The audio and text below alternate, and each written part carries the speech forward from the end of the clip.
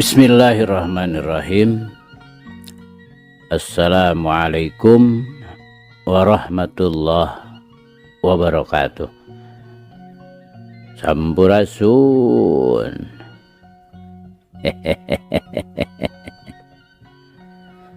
Damang kanca.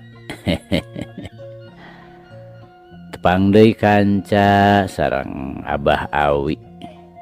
Rauh Kang Kepin. Mangga urang keureuh, urang padar, urang lajengkeun deui.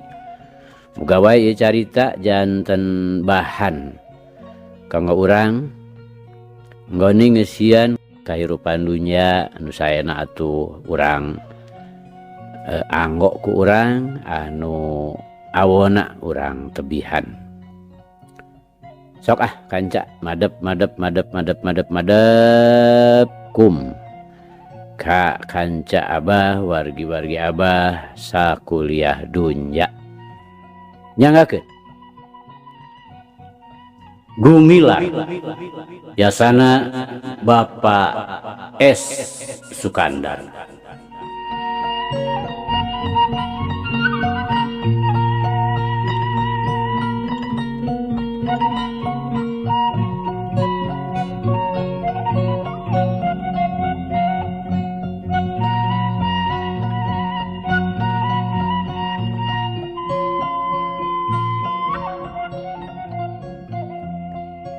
Kamari teh kanca parantos dugi ka rek ngejat kumaha, rek lumpat ka mana, puguh dilingkung ku musuh, ditingkar kunu pinangkepeun. Omo mireungeuh ku cubung pestol anu molongo. Najan nya manehna jelema bodoh, nyaho kana pibahalaeun mah yen sakali jedor jalma teh moal menyat deui. Duit kadinya nya kanca, mangga urang lajengkeun.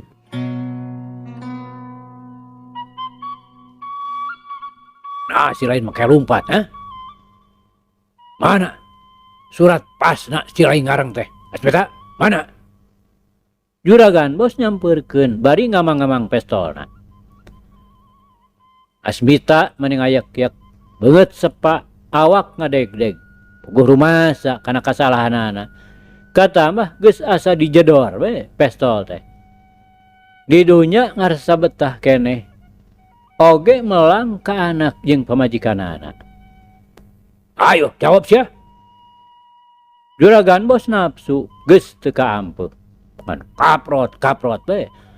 Asmita dicabokan nya kontan atuh cer we getih ngalih tina irungna. Ampun juragan, ampun.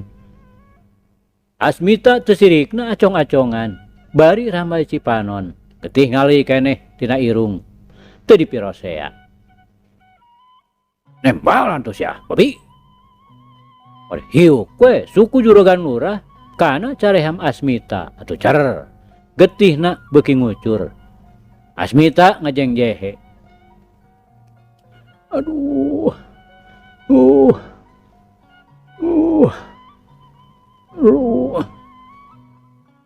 maos juragan, teu gaduh serat. Asmita nyaritana pegat-pegat tumarurung, getih jeung Cipanon sarua marebeina maseuhan baju kutungna. Dina hatena mah Asmita ngajerit sumambat ka anak kapamajikanana anu mangkuk di lembur. Aduh, ih akang keundangan panyiksa. Ujang Gumilar palang siang moal bisa tepung deui jeung Abah. Mi HP si Ujang. Langsung sia. Ceuk upas nu saurang morongos bari metot leungeun Asmita supaya nangtung. Jurung kunung Asmita maksakeun nangtung. Cepret. Leungeunna duana dibangkol anu saterusna manehna digiringkeun dibawa ka Nangkapait.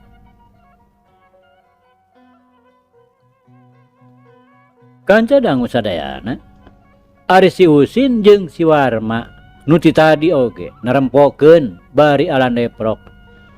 Neuleuh Asmita geus taya dayana teh. Maranehna geridig miheulaan sejen. Bari popoyong kodan. Teu anta parah deui. Ngan habak-habak we ngahujanan paneunggel. Colonton Asmita rek labu. Habak ditinggang punukna ku si Warma dibagong mogokeun. Nepi ka Namru teu walakaya. Keur kitu torojol si Babah Gondok. Breh mireung Asmita nu keur ngajoprak. Sarenge manehna seuri. Kuncung-kuncung nyampeurkeun. Pok ngomong. Alah, teu wulung geuning sia teh. Ai si minta. Katang ke sia ayeuna mah. Anu mah sia ulah olo-olo. Sia cuma wani ka pamarentah. Ayeuna sia tengah mati. Dasar siapa? Tulunan orang jahat. Sia oge jahat. Sia oge jahat we. Bari kecerot we. Si Babah Gondok nyiduhan kana beungeut Asmita. Jadi itu nama malas ka nyeri meureun. Dumeh ti heula manehna kungsi diragrakeun. Asmita meuni peureum. Bari Cipanon mah teu boleh murubut. Najan sareatna manehna teh geus teu walakaya. Tapi di jero dadana saha nu nyaho. Nyongkab ngagedur muntab-muntab ka musuh-musuhna. Jadi lautan seuneu. Amarah nu moal bisa pareum satungtung musuh-musuhna tacan geheng, renghek, nggak jadi lepuk.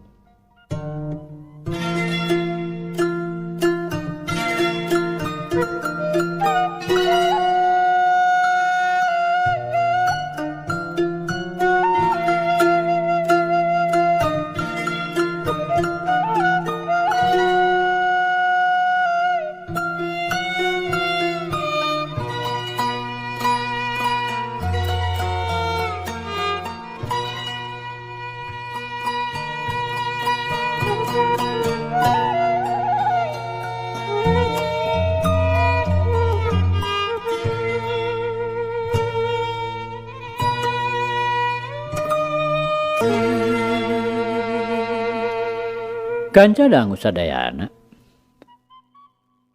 sakedeung oge beja pabeja-beja geus nyebar tatalepa tungtung nama teu sirikna saban hulu kabeh geus pada ngadenge boh kampung Sedahurip Sokol jeung Cicapar. Yen Asmita geus ditangkep lantaran ngajual areng teu make surat pas. Malah cenah kaayaan Asmita waktu diiringkeun teh geus kacida ruksakna. Lantaran waktu rek ditangkap teh ngalawan heula. Ye sih barang ngadenge beja salakina ditangkep teh anak koceak teh.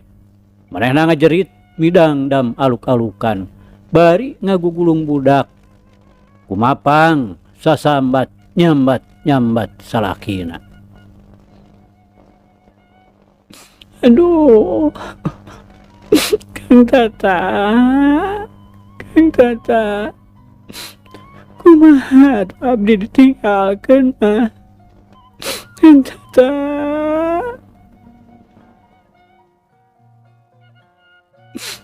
Tata, aduh mana tega-tega teuing. Geuning bapa maneh teh ayeuna nandangan cilaka Ujang. Geus puguh aki Ujang ge tembol-embol. Ayeuna disusul deui ku Bapak Ujang. Gusti, Kumaha atuh abdi teh? Nya sih ceurik mani les-lesan. Sedeng gumilar nu harita digugulung kabawakeun. Pan goak deui we ceurik bari emak-emaan. Kanca dangu. Sakur tatanggana rabul nyalampeurkeun. Ngupah ngapeh. Malah Pak Ehon kokolot lemur oge datang. Meper, mukpruk, ku caritaan-caritaan nu matak ngagedekeun hate. Tapi nya sih teu kalis ku dibeberah. Jongjon manehna ngageunggeuk bari ngekeuweuk anakna nu geus jibrug di hujanan Cipanon. Sing sabar bae Nyai. Sanajan bener oge Ki Asmita boga salah. Piraku make teu balik deui. Anggur mah ngadoa menta ka Gusti nu Maha Kawasa. Muga salaki Nyai sing dihampangkeun hukumanana. Atuh eta sajeroning nandangan hukuman. Ulah kurang naon-naon. Sing mulus rahayu. Salilana aya dina panangtayungan sarta rahmatna Pangeran. Ceuk Pak Ehon mapatahan. Aduh Bapak, abdi teh sok sieun sapertos Abah. Akhirnya si Ujang geuning nepi ka ayeuna teh teu moal. Kumaha mun Kang Tata teu bisa ngulang deui. Kasahanya abdi nitipkeun diri ka dua anak. Di dieu teh pandu ngelis. Bapak terus teh gaduh deui tuturkeuneun.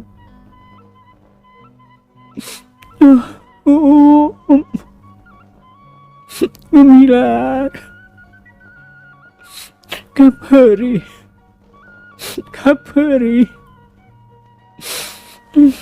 dunya teh geuning mahala keur Ujang mah. Nya sih nyaritana pegat-pegat. Bari ceurik kanyanyerian ariras mikiran salakina. Hatena ancur, ulah-ulah bakal ngarandapan sangsara. Pirak we atuh Nyai. Da meureunhan Ki Asmita teh dipariksa heula, moal jol-jol di hukuman. Ceuk pangrasa bapa mah moal sakumaha beratna. Pak Ehon ngagedean hate nya sih. Nya mung eta we Bapak. Lamun nu nyarita mah disiksa heula. Kang Tata. Lamun nya dikakaya teu teuingkeun. Geuning Bapak, Abah salah pigi kasahan sakitu dugi ka ayeuna ngeroles. Leungit. Abah udah saya deungeun. Tangis teh kabina-bina. Ieu juragan lurah, ini Abah pisan kanyana karahaya teh.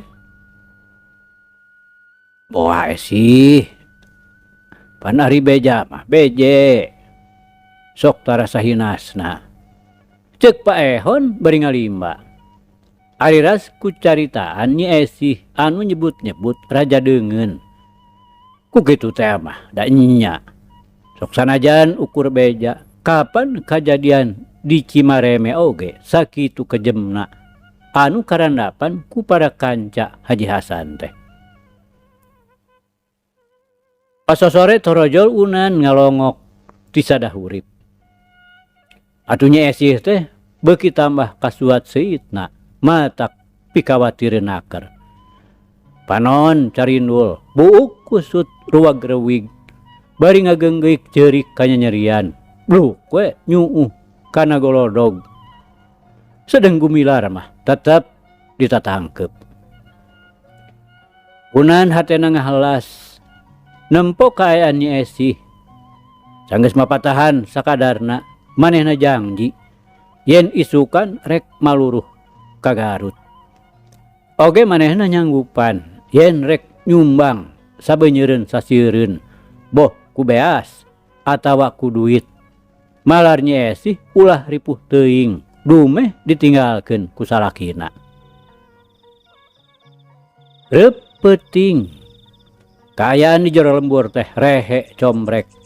Iwalti sora marga satwa anu biasa laliar ti peuting.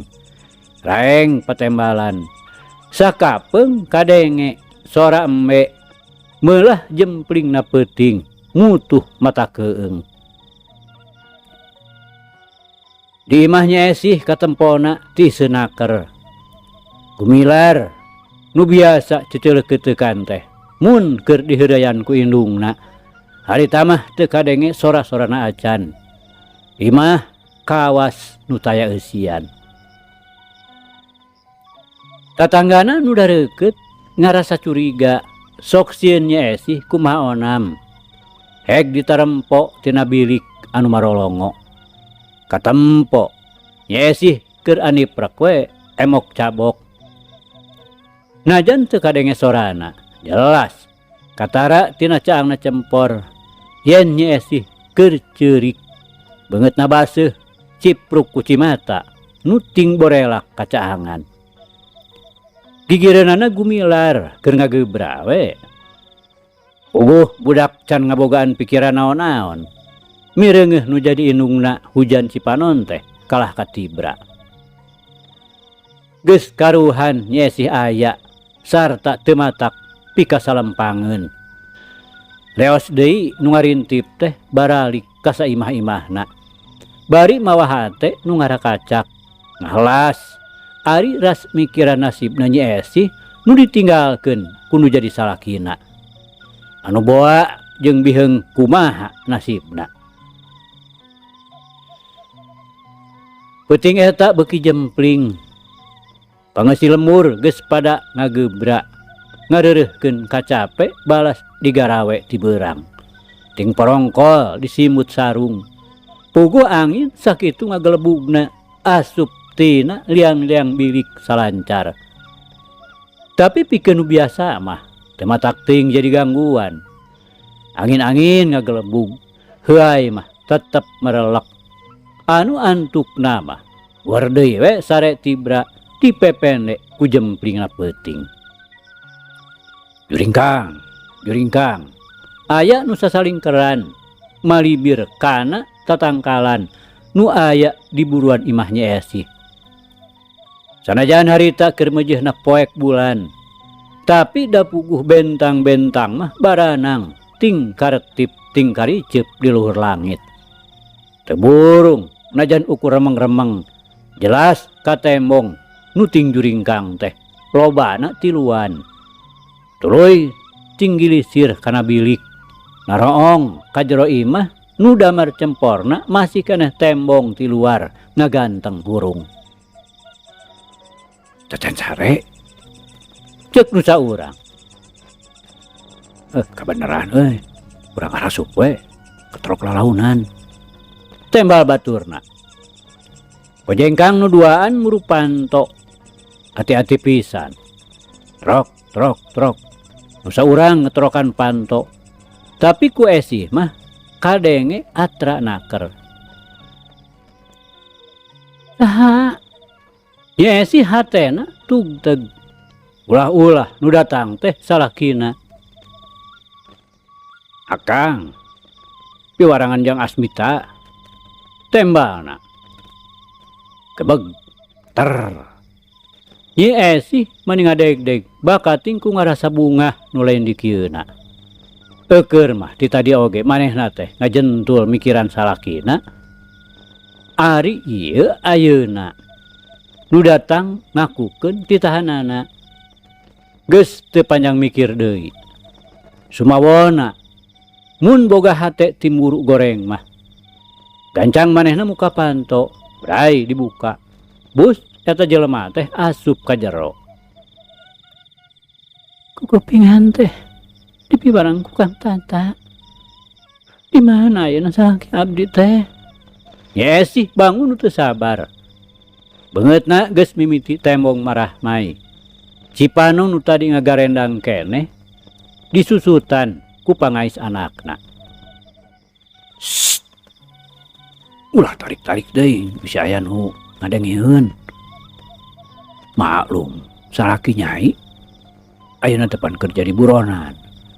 Ceuk nu saurang bari ngantelkeun curugna kana bibirna. Nya atuh. Di mana tuh bapana budak teh? Itu di jalan ada guan. Yang panggih cenah. Ayeuna barang we nyai, geura hayu. Karunya ngadaguan ditade keneh. Nah, atuh lain sinaka dia bae Akang. Ye sih mimiti boga rasa nu lain-lain. Domeh ngarasa kaget we. Salakina teu daekeun datang sorangan, kalah tunda talata. Iya, lain oge atuh, kabur nyai. Maklum jalma teh teu bener kabeh. Kumaha ke mun aya nu nganyahoankeun? Mata cilaka. Tembal nu saurang deui. Kasurung ku rasa sono geus kumejot. Hayang geragok panggih. Nya sih geus teu panjang mikir deui, gancang bae maneh nanya tujuan. Baregap budak nu keur sare teh di ais. Har. Nabet make mau budak nyai. Angin atuh. Nu saurang ngahulag. Ya, parantos dia sareng saha. Sawios da moal naon-naon. Komo pami ditinggalkeun mah engke ceurik ngagujurudkeun we sarerea. Dijawab kitu teh nu nyarita deui, tanda satuju. Kojengkang kaluar, dituturkeun ku Nyi Esih bari ngais budak. Kuli bedan tiluan patutur-tutur. Nyi Esih ayeuna mah nu ti heula leumpangna. Di mana Kang mun lanceuk teh? Nyi Esih nanya, sanggeus rada anggang ti lemurna. Teras we ka Lebak nyai. Ceuk nu saurang nembalan. Asuh geuning jauh teuing. Ih, caket. Ka lemur mah bisa aya nu nangenan. Tuh dina itu tuh di pudunan itu tuh. Mengkol ka katuhu. Di saung kebon ngadaguanana teh. Ceuk nu saurang nuduhkeun lebah-lebahna. Tapi ku Nyi Esih teu kadeuleu lebah-lebahna da puguh poek. Ngan ukur sacaangna ku sinar bentang. Nyi Esih teu barang tanya deui. Manehna terus we leumpang. Barang manehna ngarasa yen jalan teh beuki mudun, ti tukang aya nu noel di titah mengkol ka jero kebon. Nyi Esih nurut.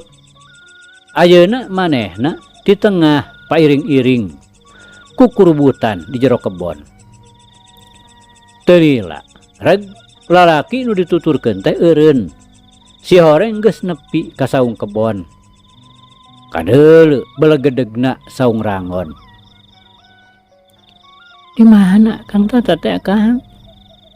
Nyi Esih nanya. Sorana ngageter, hatena ratug deg-degan.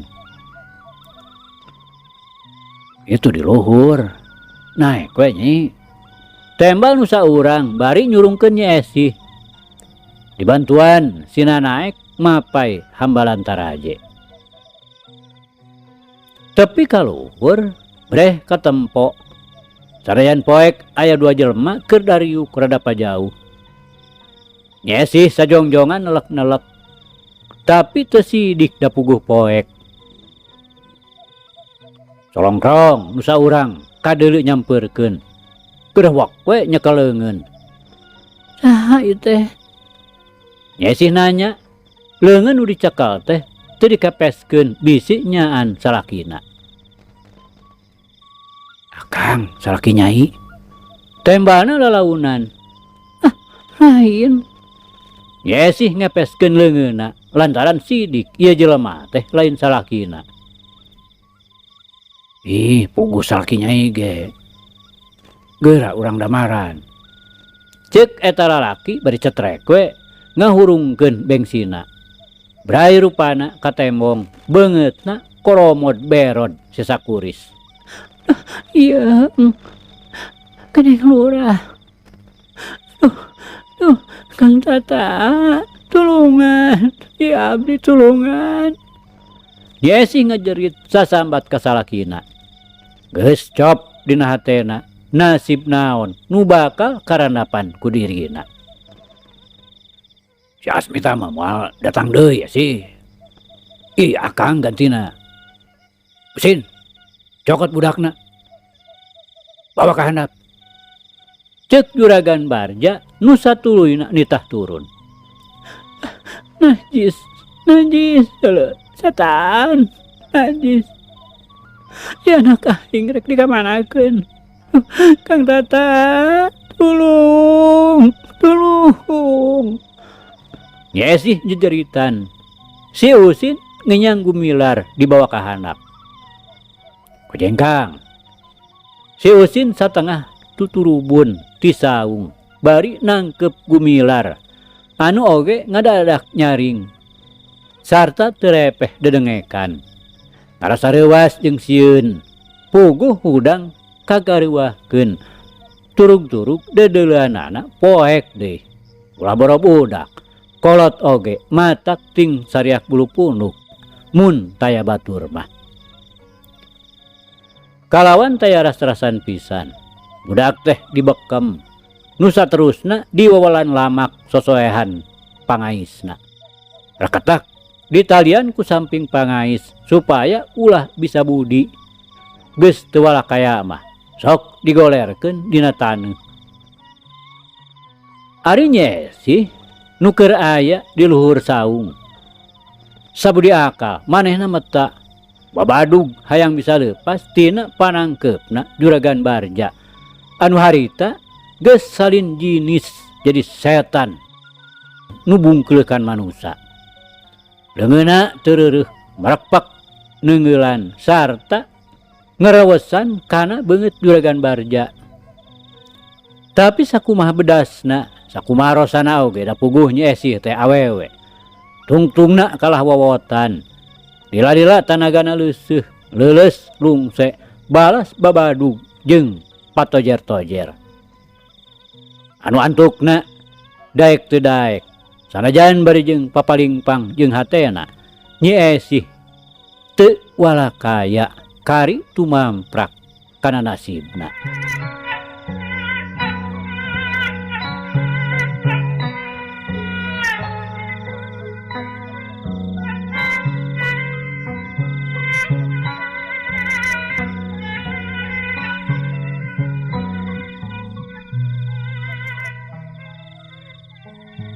Horeng ari nu nungguan tetelah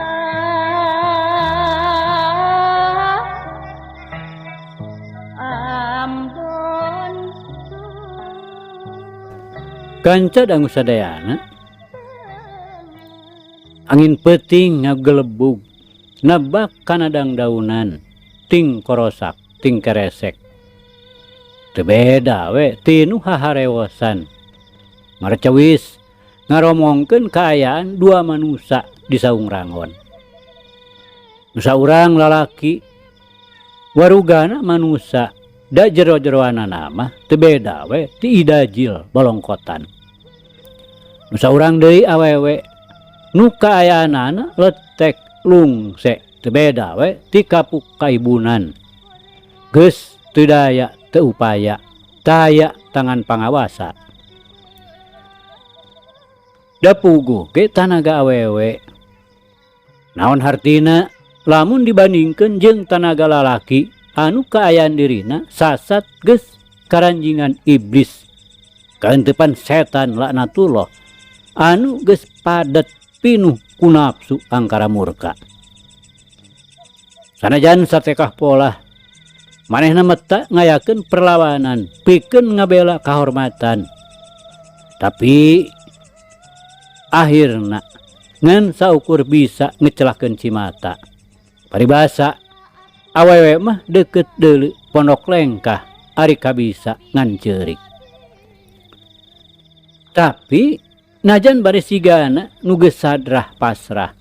Hatena mah nyesih teh teu uleh-uleh jumerit. Kanu Maha Suci ngoceak kanu Maha Kawasa. Sasambat melas-melis menta supaya dirina disalametkeun tina panggawena manusia durjana. Nu ayeuna keur manco hareupeunana.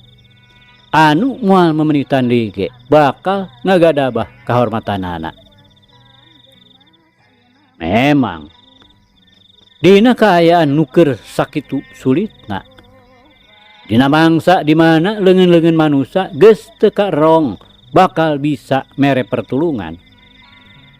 Ngan Pangeran nu Maha Kawasa sahiji nu diharepkeun baris masihan pitulung. Sanajan keur sakumaha rumitna kaayaan, mantena pasti baris ngaijabah kana jeritna makhlukna nu butuh ku panulung. Asal dina mentana urang bener-bener husu, tegalider kasisi kagigir, hate manteng ka zatna nu Maha Kawasa. Gusti nu Maha Agung, mugi-mugi Gusti nantayungan ka diri abdi. Mugi Gusti nyalametkeun tina maksudna ieu jalma nu bade maksa mirusak. Duh Gusti, kumaha nasibna dari abdi. Upamina dugi kagadabah kahormatan ku ieu jalma jangkung.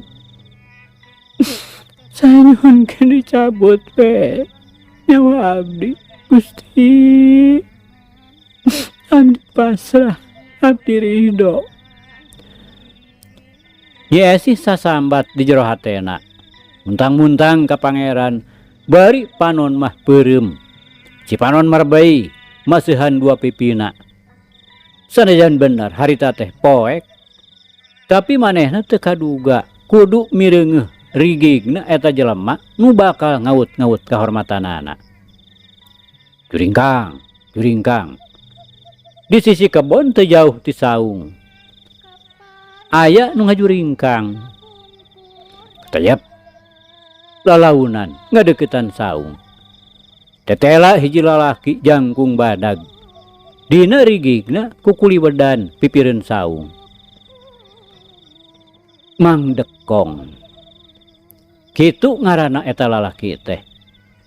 Datangna ka dinya ngan saukur kabeneran kajurung ku kapanasaran. Waktu manehna tadi keur ngarengkuh nanjak. Katempo ditongoh aya nu ngabring kalaneuhkeun. Sanajan bener harita teh beunang disebutkeun poek mongkleng, merdong pika keueungeun. Sacaang-caangna ku sinar bentang. Tapi manehna awaseun kanu keur marudun.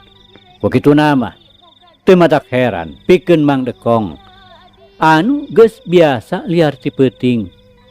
Panona awas naker, seukeut teu beda we ti mata heulang ruyuk. Waktu Mang Dekong liwet nyumputkeun awakna. Lantaran eta nu ngabring teh marengkol ka kebon. Manehna kacida ngagebegna, dumeh mireungeuh hiji awewe nu ngais budak diiringkeun ku 3 lalaki. Anu sanajan poek manehna apal yen eta teh tayalian ti si Usin, si Warma jeung nu saurang deui mah teu nyahoeun. Oge manehna cukup maklum kumaha karepna ieu dua jalma. Kajurung ku rasa panasaran. Mang Dekong tetep we nuturkeun jog ka saung rangon. Manehna nguliwed ka pipireun saung ngintip ngadedengekeun. Atuh sabatae manehna geus hasil bisa nganyahoankeun naon sababna pangna eta awewe dibawa ka dinya. Berapa parin putusan ayeuna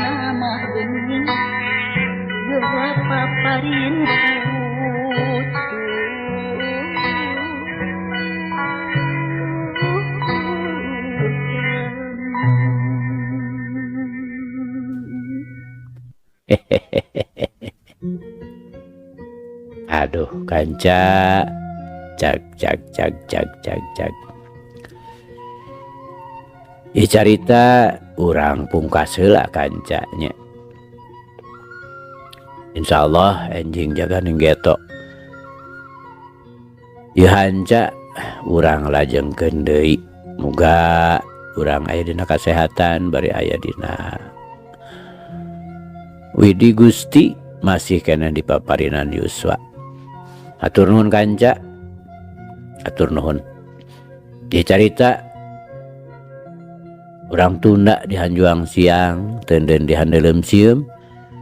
Paragi nyokot ninggalkeun mangsa datang samper deui. Hatur nuhun, hatur nuhun. Hapunten, hapunten. Wabillahi taufiq wal hidayah. Wassalamualaikum warahmatullahi wabarakatuh.